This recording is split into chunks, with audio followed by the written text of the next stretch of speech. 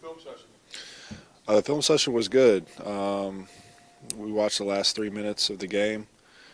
There's a few times where we didn't get back on defense the way that we should have, but those are easy fixes. We just got to know who we're matching up with, especially when we start doing the offensive-defensive lineups. So making sure that when we come into the game, we're talking and communicating on who we're guarding. Was there any sense of relief winning a close game? Yes, absolutely. We've been in dogfights the last few games, and so finally getting over that hump and getting in the win column again. We've been working really hard, and it's fun to see the hard work pay off. How comfortable do you feel in your role right now? Steve talked about kind of wants to play you in these 4-minute bursts, which is go all out.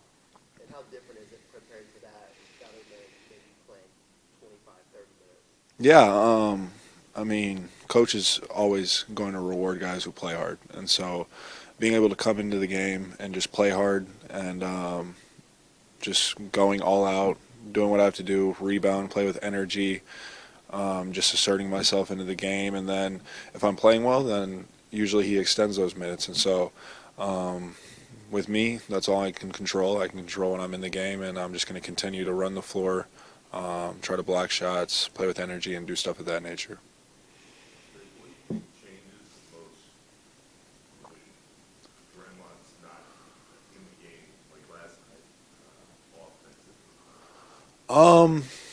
I think that the only thing that really changed was obviously we missed him out there.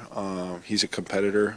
That was the first thing he said to us when he came in at halftime. He's like, please give me this game. Please get me, like, we got you. And but I think that the emphasis on getting Jimmy the ball was huge in the third quarter and the second quarter, but I don't think that was necessarily a Draymond thing because Draymond's always talking about getting Jimmy the ball, but I just think that we just put an emphasis on that more even when he was out. And so I think that in those instances where Steph's out and it's Jimmy, I thought that we did a really, really good job of doing that. How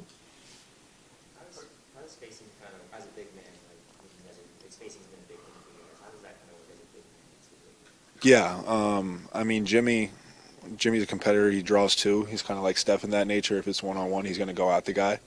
And I think that being a big man in this offense is wonderful. And you got Steph, whose gravity is the best in the leagues. And then you got Jimmy, who, if Steph's in, they got to double one of the two. And you get dunks, you get layups, you get dump-offs. And so I don't think spacing is relatively something that we have to worry about. And when we're playing, but at the same time, having those two guys on the floor pays dividends to our offense.